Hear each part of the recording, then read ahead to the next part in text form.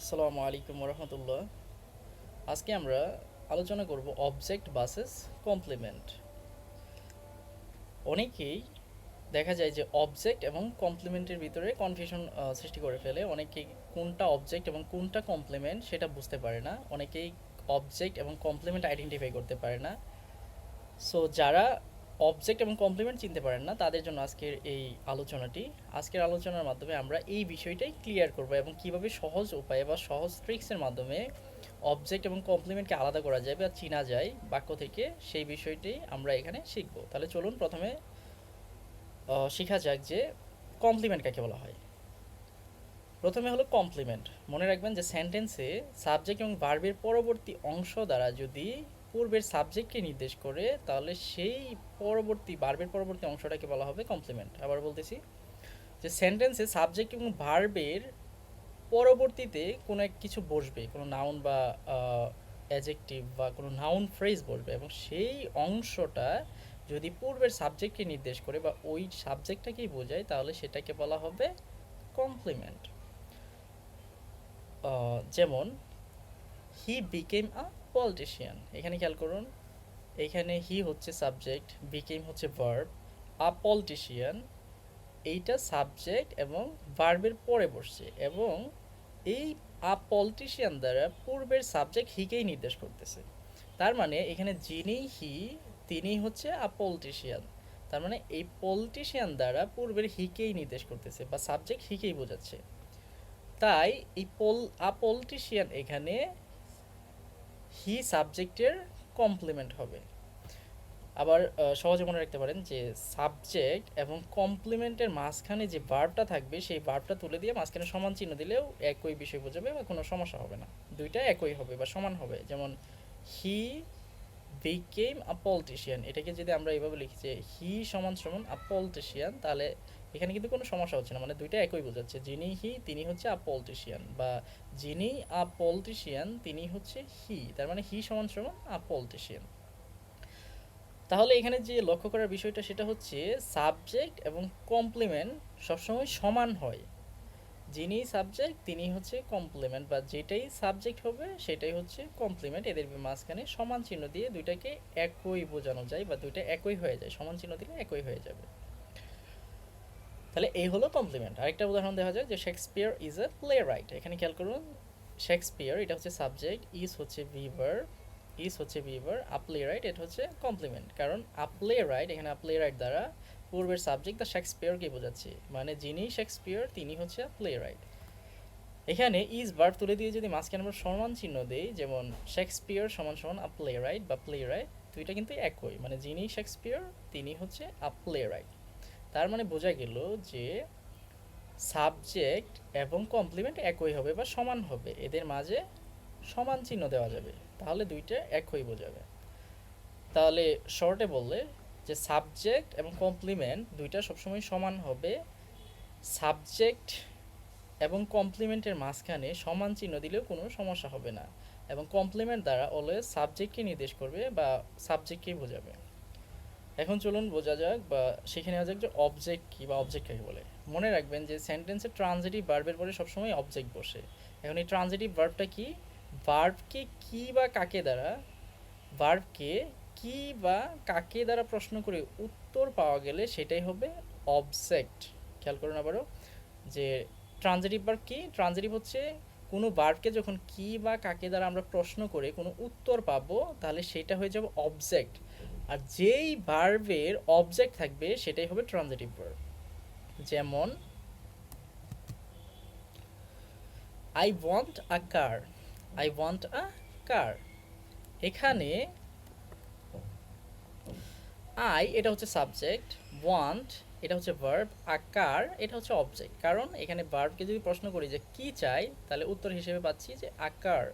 তার মানে এই ওয়ান্ট ভার্বকে যদি আমরা কি দ্বারা প্রশ্ন করি তাহলে উত্তর পাচ্ছি আমরা আকার। যেহেতু এই ওয়ান্ট ভার্বকে কি দ্বারা প্রশ্ন করার মাধ্যমে আমরা কার পাচ্ছি বা আকার পাচ্ছি, তাই আকার এটা হবে অবজেক্ট। আর যেহেতু ওয়ান্ট ভার্বের অবজেক্ট আছে তাই ওয়ানটা হয়ে যাবে এখানে ট্রানজিটিভ ভার্ব। তাহলে সহজ ভাষায় যে যে ভার্বের অবজেক্ট থাকে তাই হচ্ছে ট্রানজিটিভ ভার্ব। আর ট্রানজিটিভ ভার্বের পরে সবসময় অবজেক্ট থাকে। আর অবজেক্ট কীভাবে বের করা যায়? ভার্বকে কি অথবা কাকে দ্বারা প্রশ্ন করলে অবজেক্ট পাওয়া যায়। আরও উদাহরণ দেখা যাক যে he gave me a pen. এখানে খেয়াল করুন, he gave me a pen, এখানে সে আমাকে একটা কলম দিয়েছিল। তাহলে সে আমাকে কি দিয়েছিল? A pen. তাহলে আমরা কি দ্বারা প্রশ্ন করে উত্তর পাই আ পেন।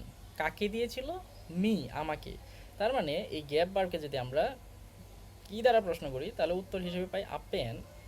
আবার কাকে দ্বারা প্রশ্ন করলে উত্তর হিসেবে আমরা পাই মি। তার মানে যেহেতু এই গ্যাপ এই ভার্বের অবজেক্ট মি এবং আ পেন আছে, তাই এই গ্যাপ হয়ে যাবে ট্রানজিটিভ ভার্ব। তাহলে মোট কথা যে ট্রানজিটিভ ভার্বের অবজেক্ট থাকে, ট্রানজিটিভ ভার্বের পরে যা বসে সেটাই হবে অবজেক্ট। এখন এই অবজেক্ট দুই ধরনের হতে পারে, একটা হচ্ছে ডিরেক্ট অবজেক্ট এবং একটা হচ্ছে ইনডিরেক্ট অবজেক্ট। সহজে মনে রাখবেন যে সাধারণত ব্যক্তিবাচক যে ভার্বের দুইটা অবজেক্ট থাকে সেখানে ব্যক্তিবাচক অবজেক্টটাকে বলা হয় ইনডিরেক্ট অবজেক্ট এবং বস্তুবাচক অবজেক্টটাকে ডিরেক্ট অবজেক্ট বলা হয়। কিন্তু মনে রাখবেন যে যেই ভার্বের কেবলমাত্র একটি মাত্র অবজেক্ট থাকে, যে ভার্বের একটি মাত্র অবজেক্ট থাকে, সেখানে ব্যক্তিবাচক থাকুক বা বস্তুবাচক থাকুক, অবজেক্টটা যেই ধরনেরই হোক না কেন সেটা সবসময় ডিরেক্ট অবজেক্ট হবে। মোট কথা যে যে ভার্বের একটিমাত্র অবজেক্ট সেটা ব্যক্তিবাচক হোক কিংবা বস্তুবাচক হোক সেটা সবসময় ডিরেক্ট অবজেক্ট হবে। আর যেই ভার্বের দুইটা অবজেক্ট থাকবে সেখানে ব্যক্তিবাচক অবজেক্টটা থাকবে ইনডিরেক্ট অবজেক্ট এবং বস্তুবাচক অবজেক্টটা হয়ে যাবে ডিরেক্ট অবজেক্ট। এই পুরো আলোচনাটা বা ডিরেক্ট অবজেক্ট এবং ইনডিরেক্ট অবজেক্ট যদি বুঝতে সমস্যা হয় তাহলে আমার আরেকটা ভিডিও আছে যেখানে আমি অবজেক্ট এবং অবজেক্ট কাকে বলে, কত প্রকার এবং কিভাবে আমরা ডিরেক্ট অবজেক্ট এবং ইনডিরেক্ট অবজেক্ট আইডেন্টিফাই করব সেই ভিডিওতে বিস্তারিত আলোচনা করা আছে, সেই ভিডিওতে দেখতে পারেন। এখানে আমরা জাস্ট শিখবো যে অবজেক্ট এবং কমপ্লিমেন্ট এই দুইটার ভিতরে পার্থক্য কী এবং কিভাবে আমরা বাক্য থেকে আইডেন্টিফাই করতে পারবো বা আলাদা করতে পারবো। তাহলে পরবর্তী উদাহরণ হচ্ছে I have bought some books. এখানে খেয়াল করুন, আমি কিছু বই কিনেছি। তাহলে প্রশ্ন করুন বট ভার্বকে যে কি কিনেছি, উত্তর হচ্ছে সাম বুকস। তাহলে এই বট ভার্বকে কি দ্বারা প্রশ্ন করলে উত্তর হিসেবে সাম বুকস পাওয়া যায়। তাহলে সাম বুকস, এই যে এইটা হলো বট ভার্বের অবজেক্ট। এখন এখানে যে খেয়াল করার বিষয় সেটা হচ্ছে ট্রানজিটিভ ভার্বের পরে অবজেক্ট থাকে, কিন্তু লিঙ্কিং ভার্ব বা বি ভার্বের পরে কমপ্লিমেন্ট থাকে। আমরা দেখেছি যে কমপ্লিমেন্টগুলো সবসময় সাবজেক্টের সমান হয়, কিন্তু অবজেক্টগুলো কখনো সাবজেক্টের সমান হবে না। যেমন খেয়াল করুন যে I have bought some books, এইটাকে যদি আমরা মানে হ্যাভ বট তুলে দিয়ে যদি মাঝখানে সমান চিহ্ন দেই যে আই সমান সমান সাম বুকস, এটা হয় না। মানে যিনি আই তিনি কিন্তু সাম বুকস নয়। সাম বুকস হচ্ছে কোনো বস্তু বা বিষয়, আর আই হচ্ছে একজন মানুষ বা ব্যক্তি। মানুষ কখনো সাম বুকস হতে পারে না।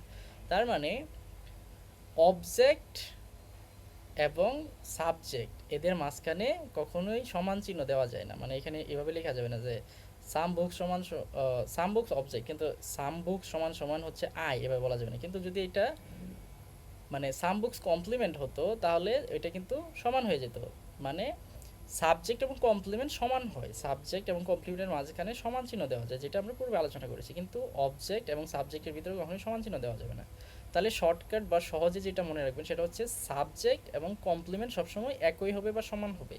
মানে যেমন হি ইজ পোর, এখানে হি এটা হচ্ছে সাবজেক্ট, পোর এটা হচ্ছে কমপ্লিমেন্ট। কারণ যিনি হি তিনি হচ্ছে পোর, এখানে পোর দ্বারা হিকেই বোঝাচ্ছে। এখানে ইজ তুলে দিয়ে যদি আমরা সমান চিহ্ন দেয় যেমন হি সমান সমান পোর, তাহলে কিন্তু দুইটা একই হয়ে যাচ্ছে। মানে যিনি হি তিনি হচ্ছে পোর, মানে সাবজেক্ট এবং কমপ্লিমেন্টের মাঝখানে সমান চিহ্ন দেওয়া যায়।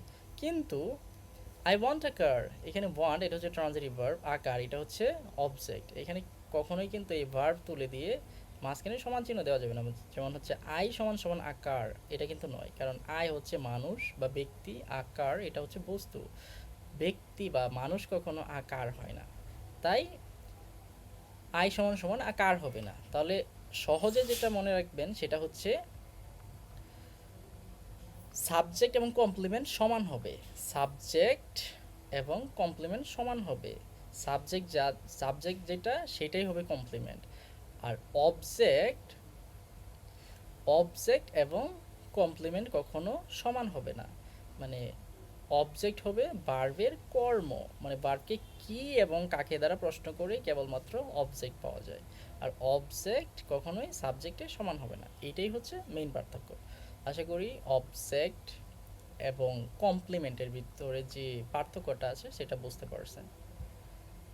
এই বিষয়ে অবজেক্ট এবং কমপ্লিমেন্ট নিয়ে কারো যদি কোনো প্রশ্ন থাকে বা কারো যদি কোনো কনফিউশন থাকে, তাহলে কমেন্ট বক্সে প্রশ্ন করতে পারেন, আমি সেখানে সম্পূর্ণ ডিটেলসে বুঝিয়ে দেওয়ার চেষ্টা করব। ধন্যবাদ।